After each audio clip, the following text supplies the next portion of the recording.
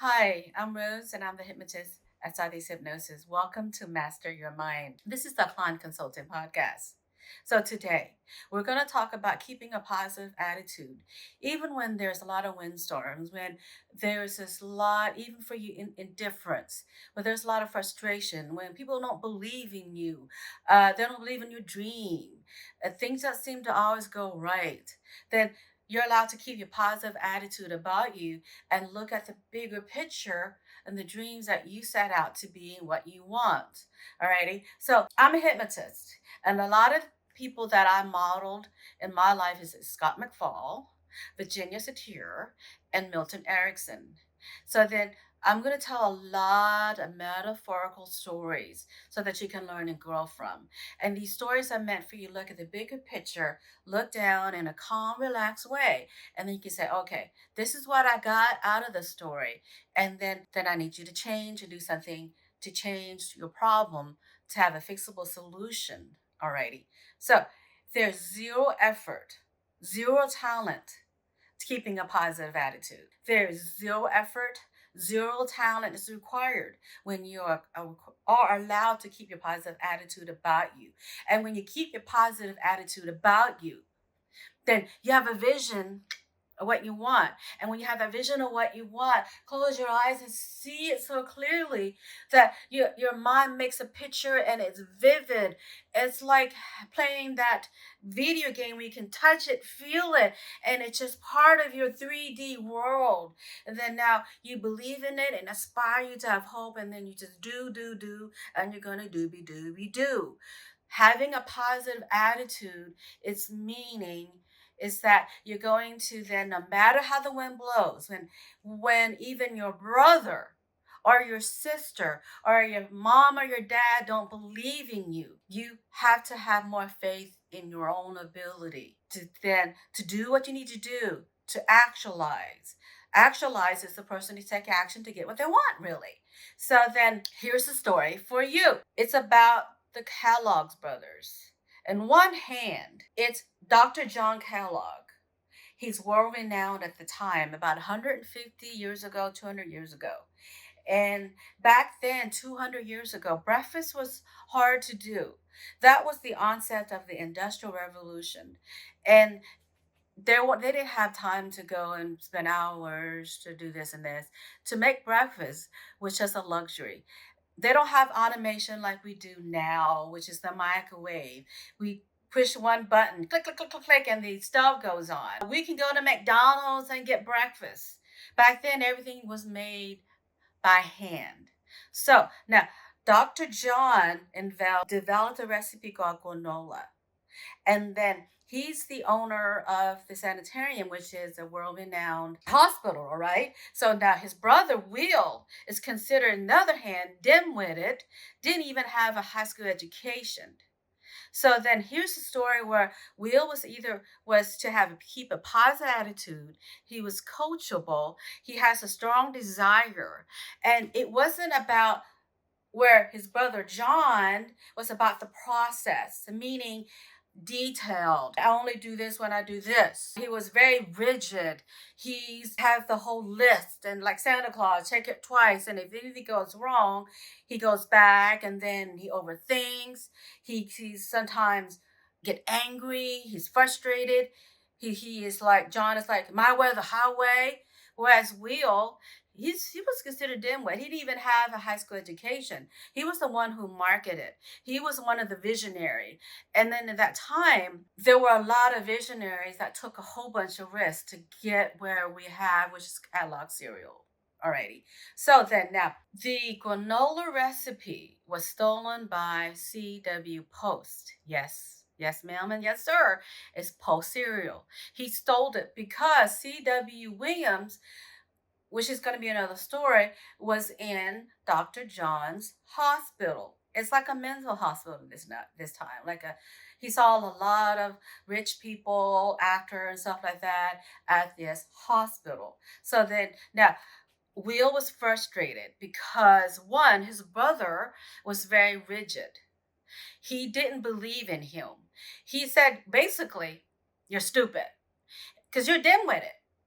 I know more than you because I have a medical degree.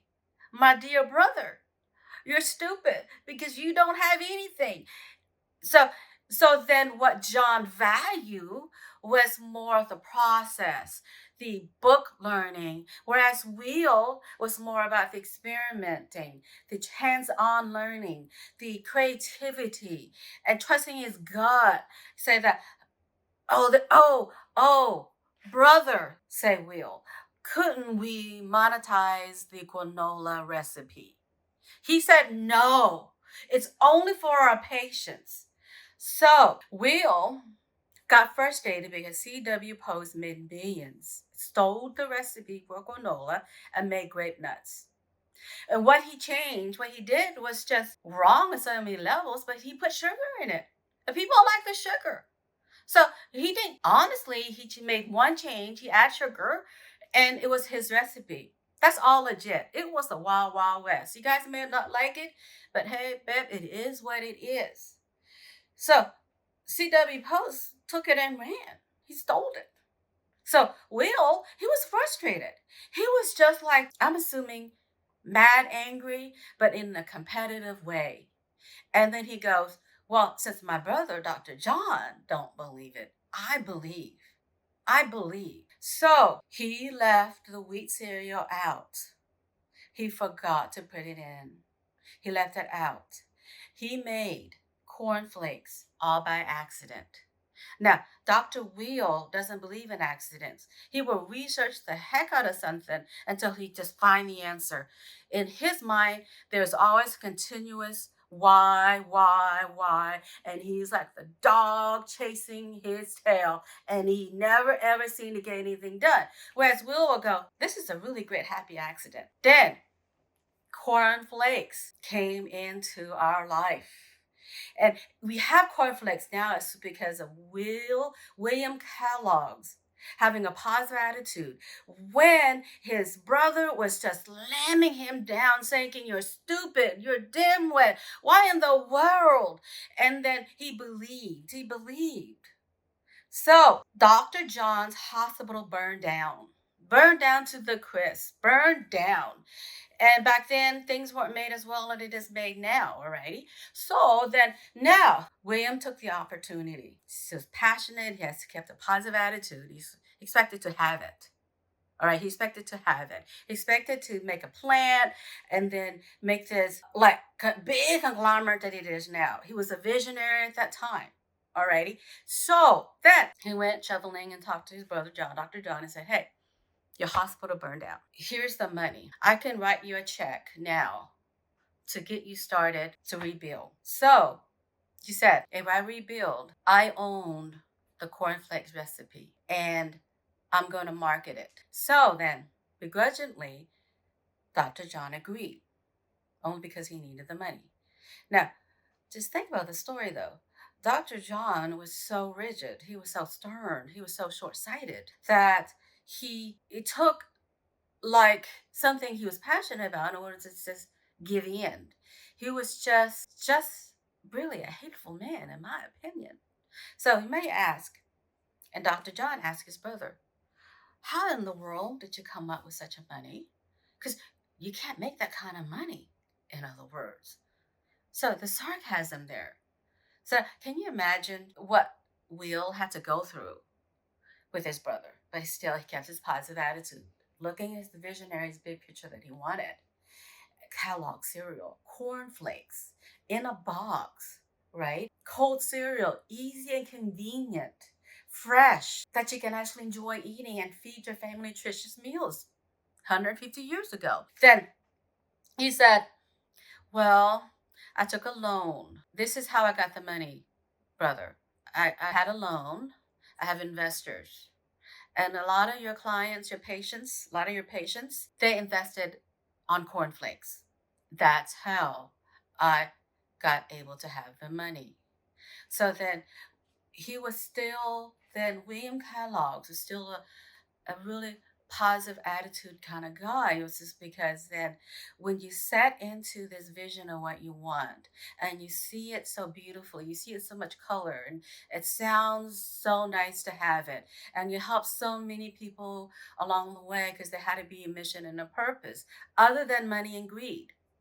Then then he was able to make it real. He was able to make it because of the pure stamina of his passion to then to get what he wanted to get what he expected to have. Will and John had a very bad relationship the entire time.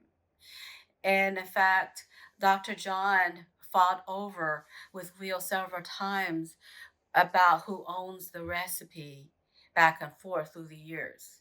So then now, of course, you guys know what happened, which is Kellogg's cornflakes became Kellogg cereal. And then, and many other cereals that we have. Thank goodness for the visionary, the sharpness, the positive attitude, a man who was willing to then let go of that. He didn't care whether he was right or wrong. He what he did really care about was having his purpose to come true because he so much believe in it. So then what would happen if you decide to then slow down, take a deep breath, practice self-hypnosis, see it, hear it, feel last?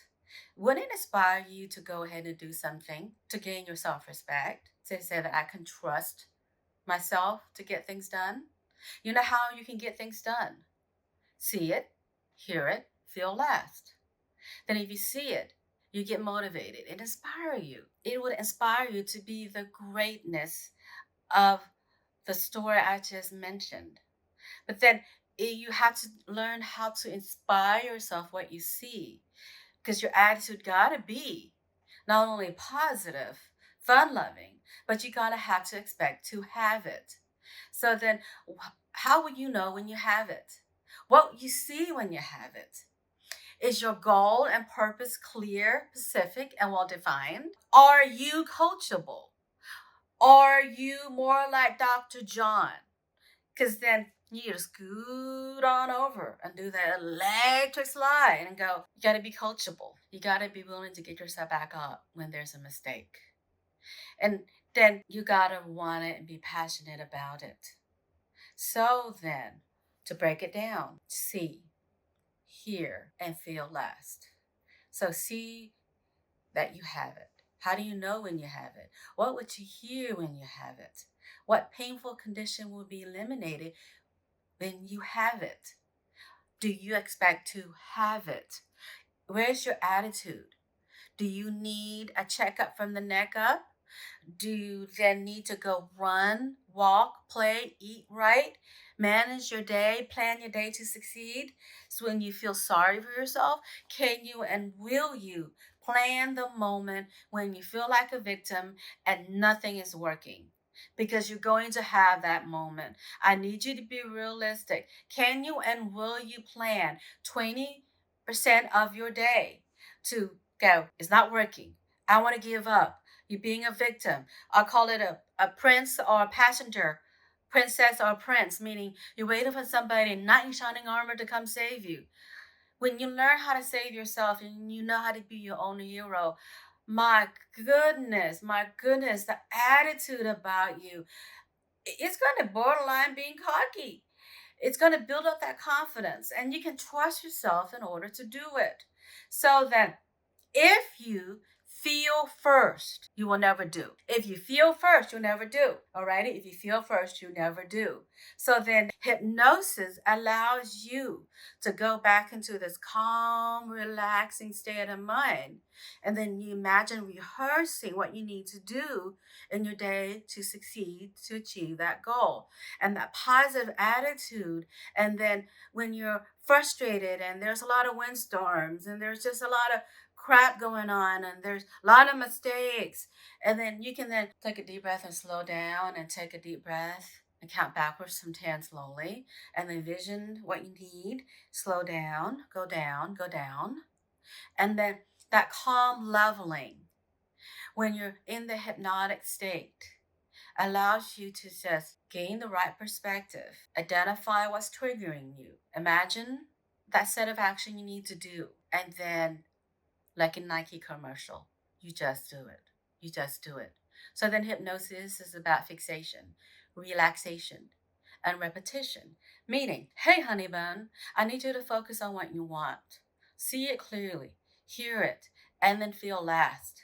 Remain calm and relax while you vision what you need to do. And then when you do it repetitiously in that concentrated superpower concentration mode in a calm way, relax, and you do it repetitiously. The more you do your success, the more you're going to get that success. And the more you do it, the more you're going to get that success. So imagine planning your day and your calendar to be congruent toward that goal. Can you imagine how much you'll succeed, how much you will do? And you make that list and you remind yourself in the voice in your head, yeah, this is what I want. This is what I'm good at. This is what I need. This is what I've done toward that goal. And then when you feel sorry for yourself, take a deep breath and then remind yourself to, as you exhale, inhale, hold it, and then exhale, and then remind yourself, what are you good at? When was the last time in the moment in time from birth to where you're at now that you were really confident about what you do? Do you remember the first concert, the first kiss? Yeah. And then can you then slow down so that you can gain perspective? So your body will be out of fight, flight, or fawn or survival mode. And then let's go to thriving. Let's go to that mindset. And you get to that mindset only when you change your mood about you, about what you do. So that when you change your mood and your feelings about you, you get out of you. You get out of the way. You don't exist. It's just what you want to do. It's just what you want to do. So then Bruce Lee will go, this is a real. And there's like this Buddhist monk, and it's an old video who goes, hey, when I'm fighting, I don't exist. So the guy go, well, tell me more, son. He said, well, I don't exist. I said, yeah, as they were walking, go. Then I let go. Calmness is a superpower. I let go. So then I allow my hand to move and I do that. And then I don't exist. Me as a person don't exist. So he goes, calmness is a superpower. So that a goal is a goal, is an outcome is an outcome. When you feel sorry for yourself, it is because you're putting your identity in it. You need to be removed. So when you then plan your day, remind yourself, what are you good at? Practice self hypnosis to remain calm and master that sailing of that boat to the North Seas. A captain becomes a good captain when a captain learns how to sail in rocky sea waters, not calm waters. It's during the rocky waters, and then when all heck broke loose, it's when you're going to learn that you got to get better at success. So that when you're feeling pain and you putting your emotion and your identity in it, why not go ahead? Can you and will you plan your day to get some exercise in? Eat right, drink water, eat right at the right time, the right amount, eat lots of healthy food. Because a lot of times your mood has to do with the processed food you're eating. And we'll talk more about that on another podcast. So then again, I'm Rose and I'm the hypnotist at Southeast Hypnosis. I'm hoping that you do enjoy and you learned a lot today at Mastering Your Mind. Have a great day. Have a great moments of your life. Be great. Like in the Nike commercial. Just do it. Keep that positive attitude about you and see you selling the North Star and selling your life. And hey, rough waters, hurricane waters is going to be part of what you need to handle. And then master that skill set in a calm, relaxed way. So then practice hypnosis to come back to who you really meant to be, where hypnosis allows you to remain calm and then you'll have self control. And then calmness is a superpower because when you're calm, your mind will make a fixable solution to fix your problem. So have a great one. Be great.